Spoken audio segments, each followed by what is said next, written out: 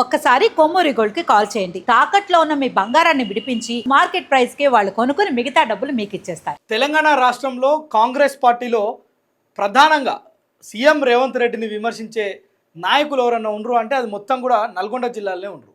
కోమటిరెడ్డి సోదరులు మొట్టమొదటి నుంచి కోమటిరెడ్డి సోదరులు రేవంత్ రెడ్డిని వ్యతిరేకించడమే కాదు, ఓ రకంగా తూర్పర పట్టిన పరిస్థితి.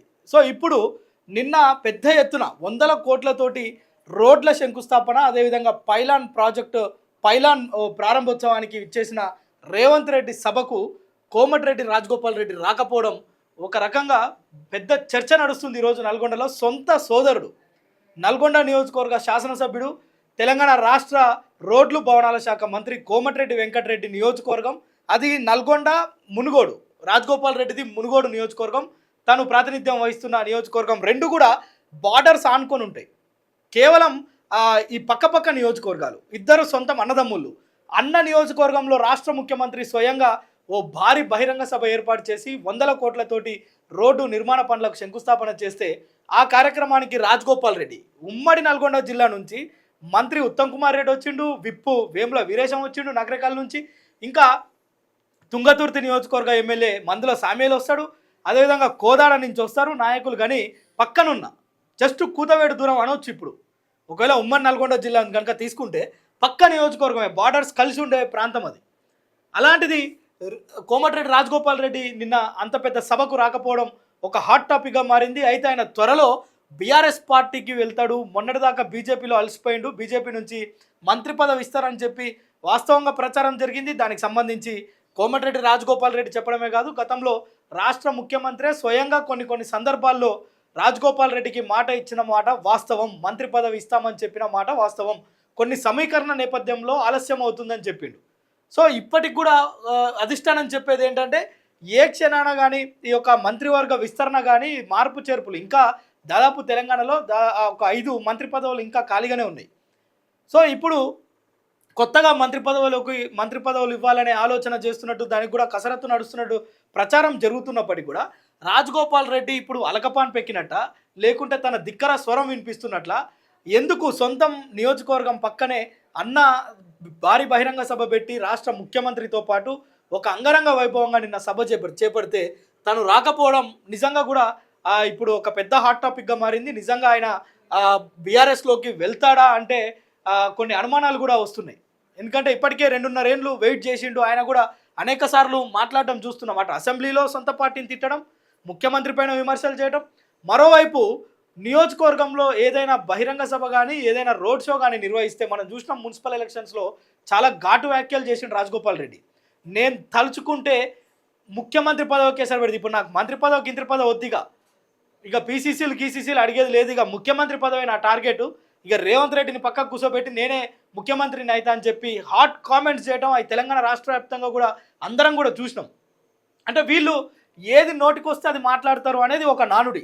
ఉమ్మడి నల్గొండ జిల్లాలో కోమటిరెడ్డి సోదరులకు కొంత పట్టు ఉంది, జనాదరణ ఉంది, ప్రజాదరణ ఉంది, మరోవైపు లీడర్లను కూడా గెలిపించుకున్నారు ఆయా నియోజకవర్గాల్లో అనే టాక్ ఉంది. సో అందుకోసమని వీళ్ళు ఏది మాట్లాడినా చెల్తుంది అనుకుంటారో ఏమో, ఇష్టం వచ్చినట్టు మాట్లాడేస్తారు.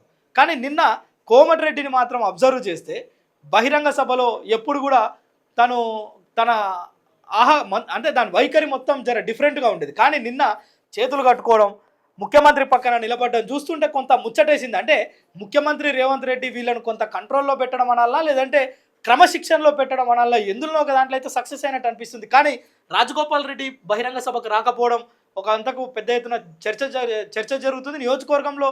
ఇటు నల్గొండలో అటు మునుగోడులో 2 నియోజకవర్గాల్లో పెద్ద ఎత్తున చర్చ ఏంటంటే తను బీజేపీలో మోసపోయి కాంగ్రెస్ పార్టీకి వచ్చింది కనుక ఇప్పుడున్న ఏకైక ప్రత్యామ్నాయం ఏంటంటే ఇప్పుడు బీఆర్ఎస్. ఎందుకంటే రాష్ట్రంలో అటు హరీష్ రావు కావచ్చు, కేటీఆర్ కావచ్చు భారీ ఎత్తున తిరుగుతూ ఇంకా ఎలక్షన్స్ 2.5 సంవత్సరాలు ఉన్న నేపథ్యంలో ఇప్పటికే వాళ్ళు నియోజకవర్గాలన్నీ కూడా చుట్టేస్తున్నారు. ఏ చిన్న ఇష్యూ ఉన్నా ఓవైపు కవిత స్పందిస్తుంటే మరోవైపు కేటీఆర్ అదేవిధంగా హరీష్ రావు ఇద్దరు బావబామర్దులు రాష్ట్రమంతా తిరిగి కార్యక్రమాలు చేపట్టడమే కాదు, ఎక్కడ అవకాశం దొరికితే అక్కడ రేవంత్ రెడ్డి సర్కారును అదేవిధంగా మంత్రుల పనితీరును ఎండగట్టే ప్రయత్నం చేస్తున్నారు.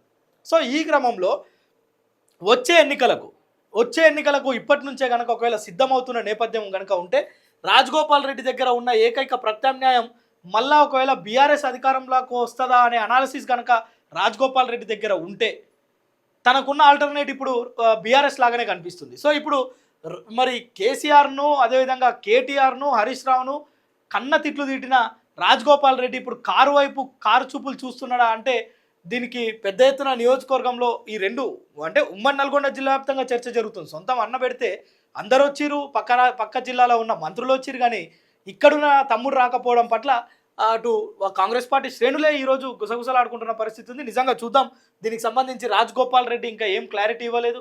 మళ్ళీ ఆయన మీడియా ముందుకు వస్తాడు, వచ్చి ఖచ్చితంగా బుల్లెట్లు వేస్తాడు.